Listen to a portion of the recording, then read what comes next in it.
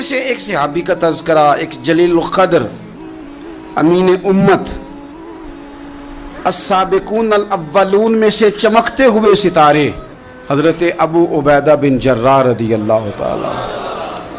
حضرت ابو عبیدہ بن جراح رضی اللہ تعالیٰ عنہ ان قرون اولیٰ کے لوگوں میں سے جنہوں نے بالکل ابتدا میں حضور کے دست اقدس پر کلمہ پڑھ لیا تھا، بالکل شروع میں دار ارقم کے دنوں میں، شاید اس سے بھی قبل۔ حضرت صدیق اکبر رضی اللہ تعالیٰ عنہ کی دعوت پر یہ مسلمان ہو گئے، بالکل شروع کے لوگ ہیں، وہ جو 10 لوگ جنہیں حضور نے جنت کی بشارت دی، 10 مبشرہ، ان میں نام ہے حضرت ابو عبیدہ بن جراح کا۔ صحیح بخاری میں حدیث ہے، نبی پاک صلی اللہ تعالیٰ علیہ وسلم نے فرمایا ہر امت کا ایک امین ہوتا ہے، اور فرمایا میری امت کے امین حضرت ابو عبیدہ بن جراح ہیں رضی اللہ تعالیٰ عنہ۔ اہل نجران کے کچھ لوگ آئے، انہوں نے عرض کی حضور کوئی ایک شخص ہمارے ساتھ روانہ کرے، اور بندہ کوئی امانت دار ہو، امین ہو۔ تو حضور مسکرائے، فرمایا میں تمہیں ایسا امانت دار دیتا ہوں کہ وہ اس طرح کا امانت دار ہے جس طرح کا کسی کو امانت دار ہونا چاہیے۔ ختم ہو جاتی ہیں اس سے آگے پیچھے یہ ساری تعریفیں۔ فرمایا اس طرح کے امانت دار کو تمہارے ساتھ بھیجتا ہوں، وہ کون ہے؟ فرمایا حضرت ابو عبیدہ بن جراح۔ اتنے فضائل جس شخص کے ہیں، آپ لوگوں کی کمزوری نہیں ہے، ہماری کمزوری ہے۔ ہم نے چاند ایک صحابہ کے تذکرے کیے، باقی بزرگ ترین شخصیات امت کے سامنے آنے سے وہ اس لیے رہ گئیں کہ ہماری ترجیحات کچھ اور چیزیں تھیں، ہمارے فکر کی جولانیوں میں کچھ اور چیزوں نے جوش زیادہ مارا۔ حضرت ابو عبیدہ بن جراح وہ خوبصورت آدمی ہے کہ ابن ماجہ میں ایک بڑا انوکھا فرمان موجود ہے۔ ابن ماجہ میں حضرت عائشہ صدیقہ رضی اللہ تعالیٰ عنہ سے کسی نے پوچھا کہ نبی پاک صلی اللہ تعالیٰ علیہ وسلم کو سب سے زیادہ محبوب کون ہے، حضور کو سب سے زیادہ پیار کس سے ہے؟ تو فرمایا سادی سی بات ہے، ابو بکر صدیق سے، عمر فاروق سے۔ اس شخص نے کہا نہیں، میں ان کے بعد پوچھنا چاہ رہا تھا۔ تو فرمایا یہ بھی بڑی واضح بات ہے، ان کے بعد میں نے حضور کو جن سے سب سے زیادہ پیار کرتے دیکھا وہ حضرت ابو عبیدہ بن جراح ہیں، سب سے زیادہ میں نے محبت کرتے دیکھا۔ اور مسلم شریف میں یہ حدیث آپ کو ملے گی، حضرت عائشہ صدیقہ فرماتی ہیں اگر حضور خود اپنے فرمان سے خلیفہ بناتے تو اپنے بعد ابو بکر کو بناتے، ان کے بعد حضرت عمر کو بناتے، ان کے بعد بناتے تو ابو عبیدہ بن جراح کو بناتے۔ اتنا بڑا آدمی حضرت ابو عبیدہ بن جراح رضی اللہ تعالیٰ، اتنی بڑی شخصیت۔ اور پتہ ہے آپ کو ان پر صحابہ کا اعتماد کس طرح کا ہے؟ جب حضور علیہ السلام کے وصال ظاہری کے بعد صحابہ بیٹھے نا، میٹنگ ہو رہی تھی خلیفہ بنانے کے لیے، امت کا اجماع ہو رہا تھا حضرت صدیق اکبر پر، تو ایک دوسرے سے نہ پوچھا جا رہا تھا کہ آپ کی نظر میں اگر بیعت کی جائے تو کس کی کی جائے، آپ کی نظر میں بیعت کی جائے تو کس کی کی جائے، آپ کی نظر میں اگر امیر مقرر کیا جائے تو کسے کیا جائے، آپ کی نظر میں خلیفہ کس کو ہونا چاہیے؟ تو امت کا اجماع جناب صدیق اکبر کی طرف تھا۔ تو حضرت صدیق اکبر سے پوچھا گیا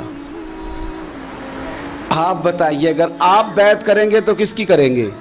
تو حضرت صدیق اکبر نے کہا 2 لوگوں کی، اگر حضرت عمر کو آگے لگاؤ گے تو پھر بھی میں بیعت کر لوں گا، اور اگر ابو عبیدہ بن جراح کو آگے لگاؤ گے تو میں پھر بھی بیعت کر لوں گا، میں ان دونوں کی بیعت کرنے کو تیار ہوں۔ یار اتنا بڑا آدمی، کتنے کو کتابیں لکھی جانی چاہیے تھی، کتنے کو دن منانے جانے چاہیے تھے، کتنے کو ان کے نام ہمیں خطبے کرنے چاہیے تھے، کتنے کو تذکار ان ہستیوں کے ہونے چاہیے تھے۔ حضرت عمر فاروق رضی اللہ تعالیٰ عنہ کا وصال ہو رہا ہے، چونکہ جناب ابو عبیدہ بن جراح رضی اللہ تعالیٰ عنہ پہلے وصال فرما گئے تھے، تو جناب عمر فاروق رضی اللہ تعالیٰ عنہ کا وصال ہو رہا ہے۔ کسی نے کہا کسی کو خلیفہ نامزد کر دیں، فرمایا 6 لوگوں کی میں نے کمیٹی بنا لی ہے، کسی کو بنا لینا۔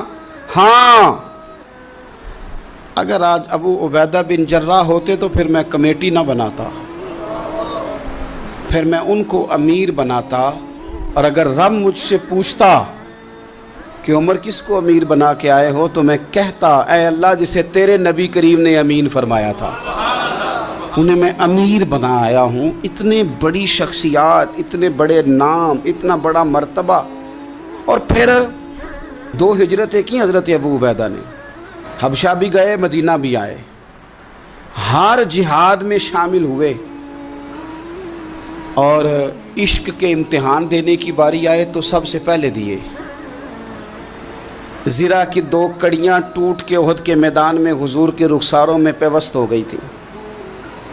دوڑ کے آئے حضرت ابو عبیدہ اور ایک کڑی اتاری، اپنے دانت سے زور سے کھینچی تو ایک دانت ٹوٹ گیا.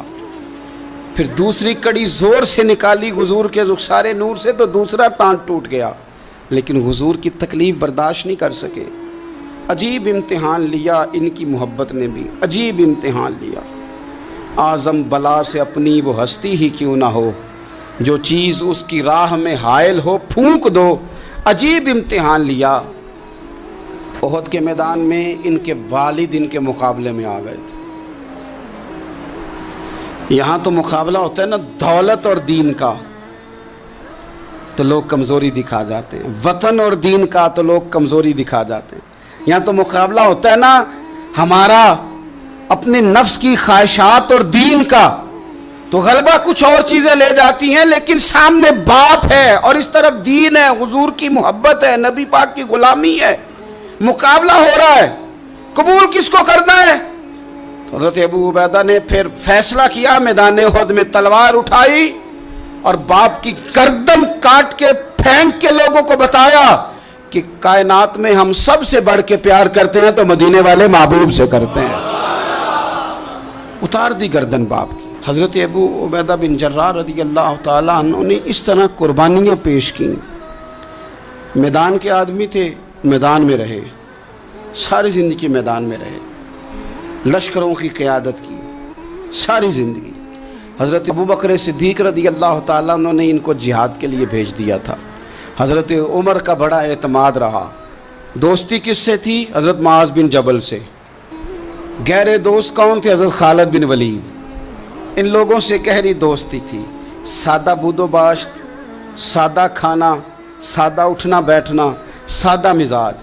حضرت عمر فاروق رضی اللہ تعالیٰ عنہ ملک شام گئے، یہ بھی ملک شام میں تھے. جناب عمر فاروق کے مزاج میں جلال تھا.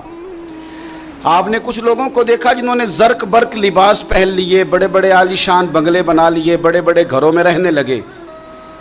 تو حضرت عمر کو اتنا جلال آیا کہ زمین پر اتر کے نا سنگریزے اٹھا کے تو لوگوں کو مارتے تھے.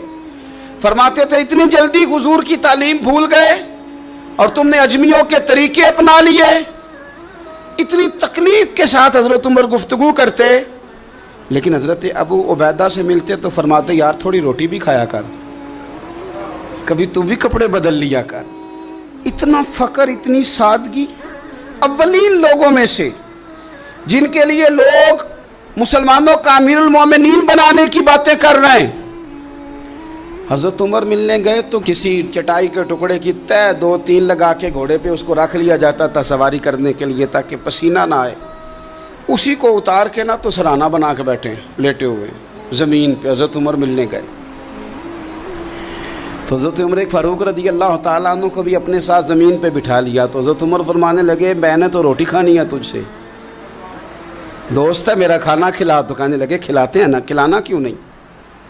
یہ بھی لوگ تھے، اسی دھرتی پہ رہتے تھے.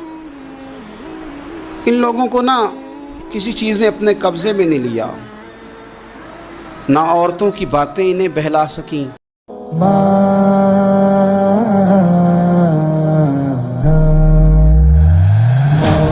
کی آغوش میں جب تک سو جاتی ہے ماں، تب کہیں جا کر کے تھوڑا سا سکون پاتی ہے ماں. فکر میں بچوں کی کچھ اس طرح کھل جاتی ہے ماں.